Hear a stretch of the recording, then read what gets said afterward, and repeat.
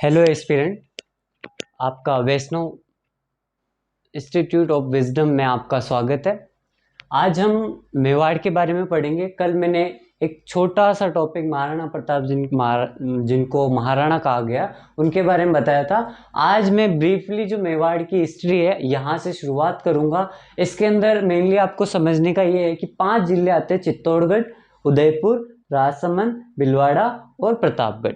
ये 5 जिलों का संगम ही मेवाड़ कहलाता है। जो आज के राजस्थान वर्तमान समय में जो राजस्थान में 33 जिले हैं, 33 में से 5 जिलों का संगम मेवाड़ क्षेत्र कहलाता है। इसमें मेवाड़ के राजा जो जिनको क्या कहा गया है, एकलिंग जी को ही मेवाड़ का राजा मेनली कहा गया है। पर जो वहां के राजा बनते थे उनको, उन जो मेवाड़ी राजा थे उनको एकलिंग जी के दीवान कहा गया है। वो कौन थे? एकलिंग जी के दीवान। इसमें से जो मेवाड़ के जितने भी राणा बने हैं, जो रावल, पहले 2 शाखा थी मेवाड़ का। जो राजवंश है, जो मेवाड़ की हिस्ट्री बताता है कि इसमें एक तो गुहिल हुए, जहां से बप्पा रावल की शाखा स्टार्ट होती है। गुहिल के अंदर जो लास्ट और अंतिम जो रतन सिंह रावल थे, जो पद्मावती वाले जो रतन सिंह थे, वो अंतिम रावल शासक के शासक थे। उसके बाद जो सिसोदिया वंश, गुहिल वंश के समाप्त होते ही इसकी दूसरी शाखा जो शुरुआत हुई इस मेवाड़ वंश की, उनका नाम था सिसोदिया। और सिसोदिया वंश के जो प्रथम राजा थे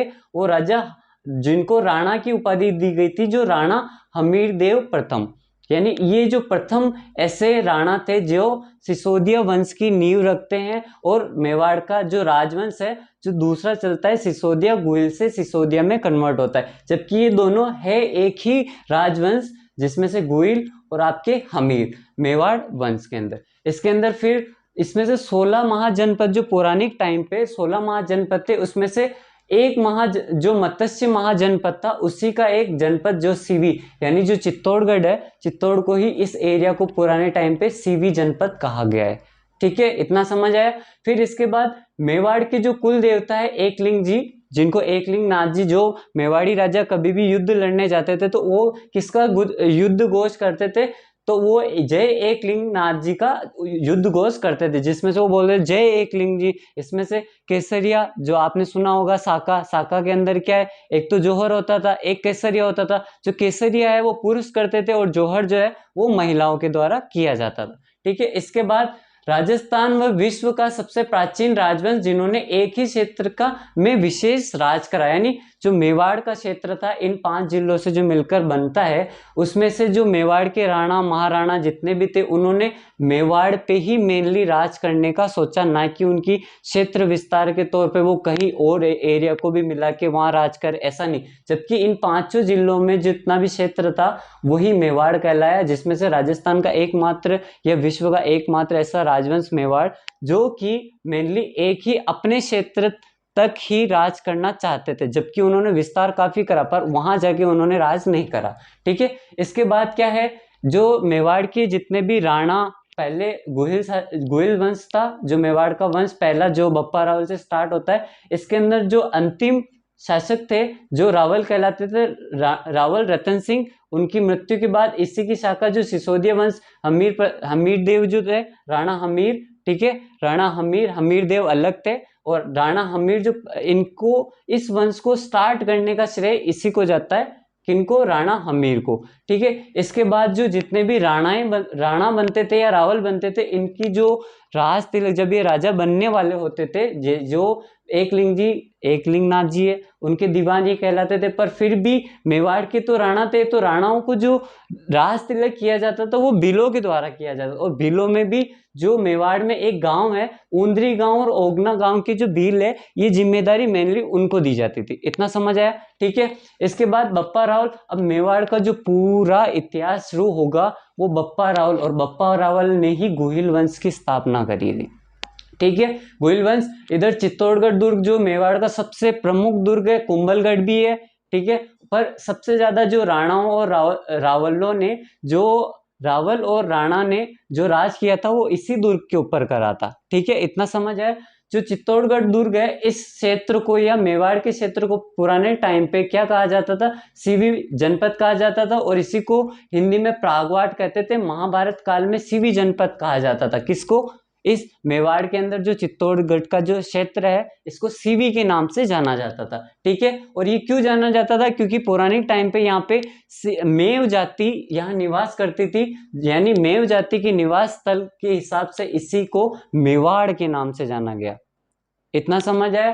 ठीक है, इतना समझने के बाद सन 734 ईस्वी में चित्रांगद मौर्य जो चित्तौड़ के राजा जिन्होंने ये फोर्ट बनाया, ऐसा इतिहास में पढ़ने को मिलता है, उनसे फिर बप्पा रावल ने युद्ध किया और इस चित्तौड़गढ़ के दुर्ग को उन्होंने जीता। ठीक है, इसलिए 734 ईसा पूर्व के अंदर चित्रांगद मौर्य और बप्पा रावल दोनों का युद्ध होता है और उस युद्ध में बप्पा रावल की विजय होती है और बप्पा रावल की विजय के बाद ये जो चित्तौड़गढ़ दुर्ग है वो इनके अधिकार में आ जाता है और अधिकार में आने के बाद जो मेवाड़ वंश है, जो गुहिल वंश है, इसकी स्थापना बप्पा रावल के द्वारा की गई थी और यही प्रथम गुहिल राजा थे जिन्होंने चित्तौड़, ठीक है, जीता था, जिन्होंने चित्तौड़ को जीता था। कर्नल जेम्स टोड जो है वो विदेशी, यानी कर्नल जेम्स टोड है जो इन राणाओं और रावल, ठीक है, इनको बाहर के बताया गया, यानी ये विदेशी है, ये भारत के हो ही नहीं सकता, ऐसा किसका मानना था? कर्नल जेम्स टोड का। डॉक्टर गौरीशंकर हीराचंद ओझा वो कहते हैं कि ये जितने भी राणा और रावल थे ये सूर्यवंशी थे।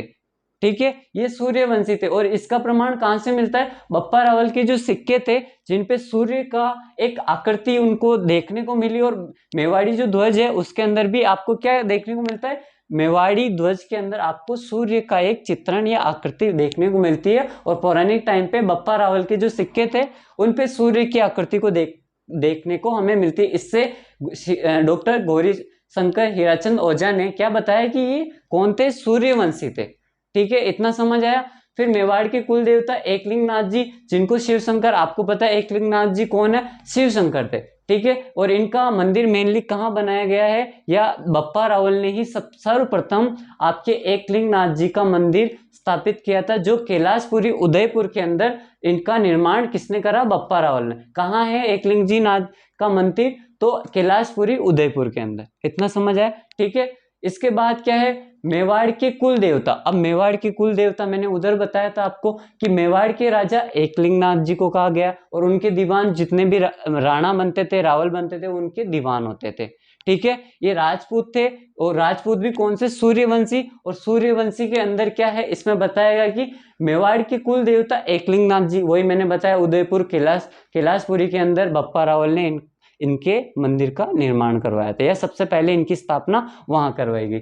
ठीक है, मेवाड़ के कुल देवता एकलिंगनाथ जी उदयपुर में। मेवाड़ के आराध्य देव जिन्हें कहा जाता है वो चारभुजानाथ जी, जो गढ़बोर के है ना, गढ़बोर प्रेजेंट टाइम में राजसमंद के अंदर, पर पुराने टाइम पे ये भी एक मेवाड़ का हिस्सा था, क्योंकि मैंने बताया राजसमंद जो है वो मेवाड़ के 5 जिलों से बना, जो मेवाड़ है वो 5 जिलों से बनकर बना है और उसमें से राजसमंद है, इधर राजसमंद, यानी मेवाड़ के जो आराध्य देवता है चारभुजा नाथ जी, गढ़बोर चारभुजा, तो उनको मेवाड़ के जितने भी राणा थे, रावल थे, उनके आराध्य देव के रूप में पूजा जाता है। फिर इसके बाद मेवाड़ की कुलदेवी इनकी कौन माना गया है? जिनको माना गया वो है बाण माता, चित्तौड़गढ़ में ही पड़ता है, केलवाड़ा के अंदर जो मेवाड़ के राणाओं की कुल देवी थी बाण माता। मेवाड़ की आराध्य देवी फिर अलग थी, जिनका नाम था चारभुजा माता, जो हल्दी घाटी के क्षेत्र के अंदर, जो आज के प्रेजेंट टाइम में राजसमंद के अंदर पड़ता है। और हल्दी घाटी कहाँ है? राजसमंद के अंदर। इतना ठीक है।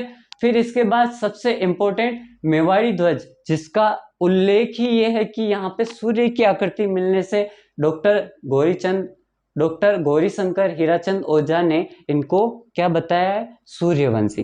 ठीक है, अब ये ऐसा शेप है मेवाड़ी ध्वज का, ये आप देख सकते हैं। इस साइड जो है वो भील राजा जो थे ना, जो मेवाड़ के राजा महाराणा प्रताप सिंह सिसोदिया के साथ हल्दी घाटी का जो युद्ध लड़ते हैं, वो इनके एकमात्र सहायक जो सबसे इंपॉर्टेंट माने गए हैं, वो कौन से? पुंजा भील, जिनको जब बचपन में प्रताप जब छोटे थे तो उस टाइम पे जब इनकी माता इनके लिए खाना लाते थे तो ये भी वहां पहुंच जाते थे, और इनकी माता, जो प्रताप की माता थे, वो इनको एक उनके दूसरे बेटे के जैसे उनको क्या बताया गया? ऐसा व्यवहार करते थे कि वो दूसरे बेटे, यानी राणा पुंजा महाराणा प्रताप के एक भाई के समान थे, जो भील होते हुए भी उन्होंने कभी भेदभाव नहीं करा, दोनों। तो इसीलिए मेवाड़ का जो ध्वज है, मेवाड़ के ध्वज के साइड एक साइड राणा पुंजा जो है उनको भी राणा की उपाधि, क्यों? क्योंकि वो भी उनके भाई के समान थे, इसलिए उनकी जो प्रताप की जो माता थे तो उन भील के बच्चे को भी उन्होंने राणा की उपाधि दी, क्योंकि वो एक दूसरा बेटा था उनके लिए। तो इसीलिए राणा पुंजा जो भील थे वो एक साइड मेवाड़ की ध्वज में एक साइड वो खड़े हैं, और क्या लेके खड़े हैं? तो तीर कमान लेके खड़े हैं। दूसरी साइड महाराणा प्रताप खड़े हैं जिसके अंदर तलवार और ढाल, ठीक है। इसके बीच में जस्ट आपके क्या देखने को मिलेगा? तो चित्तौड़ का जो किला है उसमें विजय स्तंभ और गोकुंड को इसमें दर्शाया गया है, और इसमें मेवाड़ नीचे लिखा गया, और ऊपर सूर्य की आकृति को बताया गया है जिसमें सूर्यवंशी, इससे ये जाहिर होता है, ठीक है। जो दृढ़ रखिए धर्म को तीर रखिए करतार, ये क्या है? ये उनकी एक ऐसा आदर्श वाक्य था जिनसे मेवाड़ की पहचान को बताया गया है, ठीक है। इसके बाद बप्पा रावल की, अब मेवाड़ जितना भी ब्रीफली मैंने आपको पूरी इतिहास के बारे में बताया, अब सबसे इंपॉर्टेंट जो इसमें है वो बप्पा रावल है। बप्पा रावल की समाधि कहाँ है? तो नागदा उदयपुर के अंदर इसमें पड़ता है। कहाँ है बप्पा रावल की समाधि? सबसे इंपॉर्टेंट ये क्वेश्चन पूछा जाता है कि बप्पा रावल की समाधि कहाँ है? तो नागदा उदयपुर के अंदर। और बप्पा रावल कौन थे? बप्पा रावल के पास इतनी सेना थी कि किसी भी मेवाड़ के जितने भी राणा और राहुल बने उसमें से इनके जितनी सेना किसी के पास नहीं हुई। तो इनकी सेना कितनी थी? 12,72,000 सैनिक इनके पास अवेलेबल थे, जिसमें घुड़सवार भी थे, पैदल भी थे, ठीक है।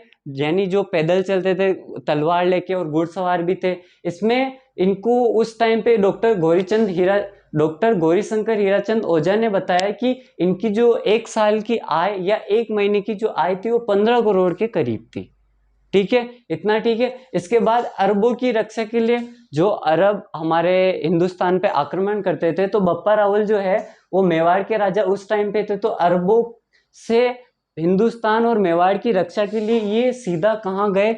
जो अभी के टाइम पे जो रावलपिंडी का इलाका है, जो रावलपिंडी का अभी इलाका है जो पाकिस्तान के अंदर पड़ता है, और आपको पता है या नहीं है मुझे नहीं पता, पर आप ये आज से ये नया एक चीज सीख लो कि पाकिस्तान जब से आज़ाद हुआ 14 अगस्त 1947 को, जब से ये आज़ाद हुआ उसके बाद इसकी 3 राजधानियां बन चुकी है, जिसमें से पहली है कराची जो 1947 से लेके 1959 तक रही, और दूसरी है रावलपिंडी जो रावलपिंडी किनके नाम पे है? बप्पा रावल के नाम पे, वो मैं आगे बताऊंगा। इसमें से कराची पहली है, दूसरी है रावलपिंडी जिसमें से 1959 और 67 तक ये रही है। फिर इस्लामाबाद जो अभी प्रेजेंट में है, पाकिस्तान की जो कैपिटल अभी प्रेजेंट में है इस्लामाबाद, वो 14 अगस्त 1967 से आज तक है, प्रेजेंट टाइम तक। यानी पाकिस्तान की 3 कैपिटल, जब वो आज़ाद हुआ तब पहली कैपिटल कराची थी, दूसरी कैपिटल रावलपिंडी थी, तीसरी कैपिटल अभी जो है इस्लामाबाद, ठीक है। इतना समझ आ गया। इसके बाद क्या है कि बप्पा राव, अब इसकी स्टोरी, रावलपिंडी का नाम रावलपिंडी क्यों पड़ा? क्योंकि जो मेवाड़ के राजा थे ना, जो गुहिल वंश की स्थापना करने वाले बप्पा रावल, अब अरबों का जब उधर से आक्रमण होता था तो बप्पा रावल उन हमारी हिंदुस्तान की जो जितनी भी जनता, वहाँ के लोग, उनको बचाने के लिए मेवाड़ से रावलपिंडी के क्षेत्र में गए, और जितने भी ये आपकी कौन अरबों से अरब की साइड से जितने भी आक्रमणकर्ता हमें लूटने आते थे, हिंदुस्तान को क्षति पहुंचाने आते थे, तो यहाँ से जो मेवाड़ के जो रावल थे या जो वहाँ के राजा थे, जिनको बप्पा रावल जो संस्थापक थे गुहिल वंश के, वो रावलपिंडी के वहां जाकर उस क्षेत्र की रक्षा करते हैं। और उस क्षेत्र की रक्षा करने की वजह से जो रावलपिंडी का इलाका है, क्योंकि कहते हैं कि पंजाब केवल भारत के पास नहीं, पंजाब केवल भारत के पास नहीं, कुछ जो है पंजाब या पंजाबी भाषा जो है वो पाकिस्तान वाले भी बोलते हैं। तो जो पंजाबी जितनी भी लैंग्वेज है वो रावलपिंडी के एरिया में बोले जाती थी। वहाँ के क्षेत्र में जितने भी लोकल जनता जितनी भी थी वो क्या बोलते थे? पंजाबी भाषा बोलते। तो जो बप्पा रावल ने जिस क्षेत्र को जीता और अरबों को खदेड़ के बाहर भेजा हिंदुस्तान से और मेवाड़ से, ताकि वो आक्रमण और हमें लूट ना सके, तो इस वजह से जो बप्पा रावल है उन्हीं के नाम पे, यानी जिस एरिया को उन्होंने जीता, रक्षा करी, तो उन वहाँ की जो लोकल जनता थी उन्होंने रावल यानी बप्पा रावल वाला, ठीक है। पिंडी यानी पंजाबी भाषा जो होती है वहाँ का पिंड, पिंड यानी वहाँ का इलाका, इलाका यानी जो जिस एरिया पे बप्पा रावल ने जीत हासिल करी, और उसी के नाम पे बप्पा रावल का रावल, और पिंडी यानी पिंड यानी वहाँ का भाग, यानी बप्पा रावल के नाम से ही रावल पिंडी का नाम पड़ा, ठीक है। इतना क्लियर हुआ। फिर उसके बाद बप्पा रावल की समाधि मैंने बताई आपको नागदा उदयपुर में पड़ती।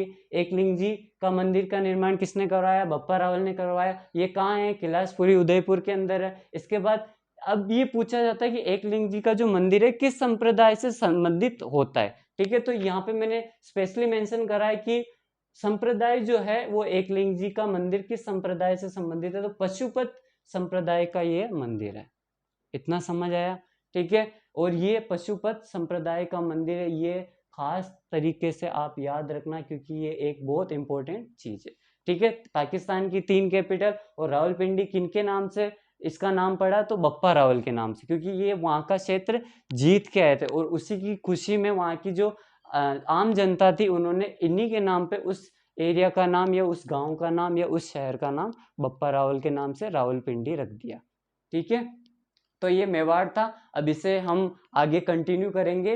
इससे पहले आप पूरा एक बार वापस देख लें और समझ लें। मेवाड़ के कुल देवता एकलिंग जी उदयपुर, मेवाड़ के आराध्य देवता चारभुजानाथ जी गढ़बोड़ राजसमंद, और मेवाड़ की कुल देवी बाण माता चित्तौड़गढ़ केलवाड़ा, और फिर मेवाड़ की आराध्य देवी चारभुजा माता आपके हल्दीघाटी राजसमंद में पड़ते हैं। ये चारों आपको क्लियर होना इंपॉर्टेंट है। मेवाड़ के कुल देवता, मेवाड़ के आराध्य देवता, मेवाड़ की कुल देवी और मेवाड़ की आराध्य देवी। तो आप ये ध्यान से समझे और याद कर ले क्योंकि ये बहुत इंपॉर्टेंट है। और मैंने बताया कि मेवाड़ का जब इतिहास शुरू हुआ तो उसमें 2 शाखाओं में बढ़ चुका था ये मेवाड़ का राजवंश, जिसमें से पहली जो शाखा है वो गुहिल वंश की थी, और गुहिल वंश के अंतिम शासक जो थे रावल रतन सिंह थे, जो पद्मावत में आपने देखा होगा, पद्मावती के जो पति थे वही रावल रतन सिंह है यहाँ पे, ठीक है। और इसी की दूसरी शाखा जो है वो सिसोदिया वंश, सिसोदिया वंश इधर रावल कहलाए गुहिल वंश के, और इधर सिसोदिया वंश के राणा कहलाए,